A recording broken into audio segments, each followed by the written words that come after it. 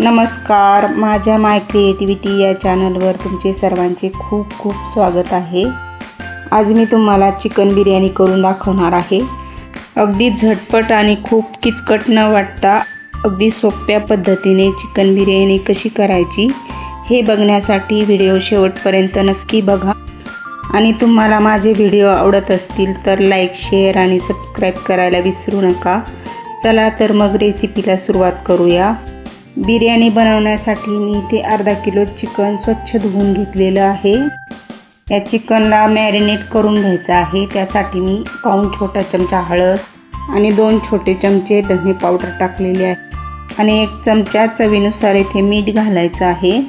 मी इथे रेडीमेड आलं लसूणची पेस्ट घेतलेली आहे। तुम्ही आले लसूणची पेस्ट घरी सुद्धा फ्रेश करून घेऊ शकता, पण मी इथे रेडीमेड आलं लसणाची पेस्ट वापरणार आहे।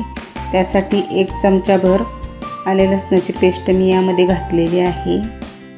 आता हे सर्व चिकनला छान व्यवस्थित चोळून घ्यायचं आहे। सगळ्या बाजूने लागेल असं चोळून घेतलेलं आहे। आता याच्यावर झाकण ठेवून अर्धा तास मॅरिनेट करून घ्यायचं आहे। मी आता ते बाजूला ठेवून देणार आहे। तोपर्यंत आपण दुसरी तयारी करून घेऊया। मी इथे 1 मोठी वाटी भरून बासमती तांदूळ घेतलेला आहे आणि 2-3 पाण्याने स्वच्छ धुवून घेतला आहे। मी बिर्याणी कढईमध्ये बनवणार आहे। तुम्ही ती एखाद्या जाड बुडाच्या पातेल्यामध्ये बनवू शकता किंवा कुकरमध्ये सुद्धा बनवू शकता। कढई गरम झालेली आहे। त्यामध्ये जवळपास 3 टेबलस्पून इतकं तेल मी घातलेलं आहे। तेलाऐवजी तुम्ही साजूक तूप सुद्धा वापरू शकता। मी इथे मध्यम आकाराचे 3 कांदे उभे कापून घेतलेले आहे। आता ते या तेलामध्ये टाकून चांगले परतून घेऊया। कांदा थोडासा लालसर झालेला आहे। तर यामध्ये मी बारीक कापलेला 1 टोमॅटो घालणार आहे। टोमॅटो आता मऊ होईपर्यंत परतून घ्यायचा आहे। टोमॅटो छान मऊ होईपर्यंत परतून घेतलेला आहे। आता परत एकदा यामध्ये 1 छोटा चमचा आल्याची पेस्ट घालूया आणि 2 चमचे काश्मीरी लाल मिरची पावडर आणि मी इथे सुहानाचा बिर्याणी मसाला घेतलेला आहे। तर तो मी यामध्ये 3 चमचे घातलेला आहे। आता हा मसाला व्यवस्थित तेलामध्ये मिक्स करून घेऊया। अर्धा तासानंतर चिकन छान मुरलेलं आहे। आता आपण ते या तेलामध्ये आणि मसाल्यांमध्ये घालून छान परतून घेऊया। चांगलं 3 ते 4 मिनिट छान परतून घ्यायचं आहे। वरून थोडीशी कोथिंबीर घालूया आणि मिक्स करून घेऊया। आता गॅसची बारीक फ्लेम करून याच्यावर झाकण ठेवून हे चिकन आपल्याला 80% शिजवून घ्यायचं आहे। 10 मिनिटानंतर आता झाकण उघडून बघूया आणि हलवून घेऊया। असं अधूनमधून हलवत राहायचं आहे। चिकन अजून शिजलेलं नाही आहे आणि आता त्यामध्ये पाणी कमी झालेलं आहे। आता परत एकदा झाकण ठेवून त्याच्यावर पाणी टाकूया, म्हणजे ते गरम झालं की आपण ते चिकनमध्ये ओतून घेणार आहोत। पाणी आता गरम झालेलं आहे। आता आपण ते चिकनमध्ये ओतून घेऊया। म्हणजे चिकन शिजण्यासाठी पाणी कमी पडलं असेल तर आपण थोडंसं पाणी टाकून परत एकदा छान शिजवून घेऊया। जसं लागेल तसं पाणी टाकायचं आहे।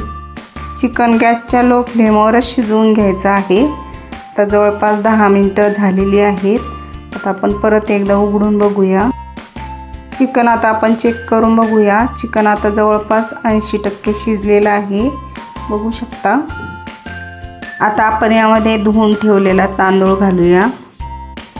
याच पद्धतीने तुम्ही कुकरमध्ये सुद्धा चिकन बिर्याणी करू शकता। तांदूळ व्यवस्थित चिकनमध्ये मिक्स करून घेऊया। लेअरची बिर्याणी करायची असेल तर खूप वेळ लागतो आणि खूप किचकट वाटतं। त्यामुळे अशा पद्धतीने झटपट आणि अतिशय चवदार अशी बिर्याणी तुम्ही नक्की करून बघा। अशा पद्धतीने केलेली चिकन बिर्याणी झटपट तर तयार होतेच, परंतु अतिशय चवदार आणि टेस्टी लागते। यावर आता कापलेली कोथिंबीर घालूया आणि चवीपुरतं मीठ घालूया। चिकनमध्ये मी मीठ घातलेलं आहे, त्यामुळे आता तांदळापुरतंच मीठ घालायचं आहे आणि मिक्स करून घेऊया।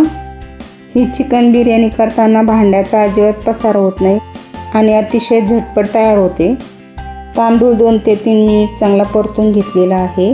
1 वाटी तांदळासाठी मी 2.5 वाटी पाणी उकळवून घेतलेलं आहे। आता ते या बिर्याणीमध्ये घालूया।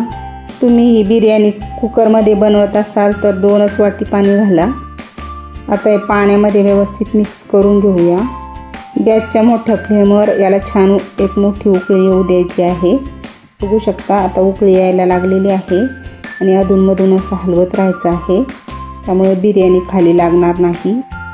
आता याच्यावर झाकण ठेवूया आणि गॅसची फ्लेम बारीक करून बिर्याणी चांगली शिजेपर्यंत अधूनमधून हलवत शिजवून घ्यायचं आहे। 5-10 मिनिटानंतर परत उघडून बघूया आणि एकदा हलवून घेऊया। आता याच पद्धतीने बिर्याणी शिजेपर्यंत अधूनमधून हलवून घ्यायचं आहे आणि बिर्याणी शिजवून घ्यायची आहे। बघू शकता बिर्याणी आता छान शिजलेली आहे आणि अतिशय मोकळी सळसळीत झालेली आहे। आता आपण ती ताटामध्ये काढून घेऊया। ही बिर्याणी तुम्ही नक्की करून बघा, खूपच टेस्टी आणि चवदार होते। तुम्ही एकदा जर बनवली तर तुम्ही नक्कीच या पद्धतीने नेहमी बनवाल। आणि गरमागरम चिकन बिर्याणी तुम्ही दह्याचा रायता आणि कांदा लिंबू सोबत खाऊ शकता। तुम्हाला चिकन बिर्याणीची रेसिपी कशी वाटली ते कमेंटद्वारे जरूर मला कळवा आणि रेसिपी आवडली असेल तर लाईक, शेअर आणि सबस्क्राईब करायला विसरू नका। धन्यवाद।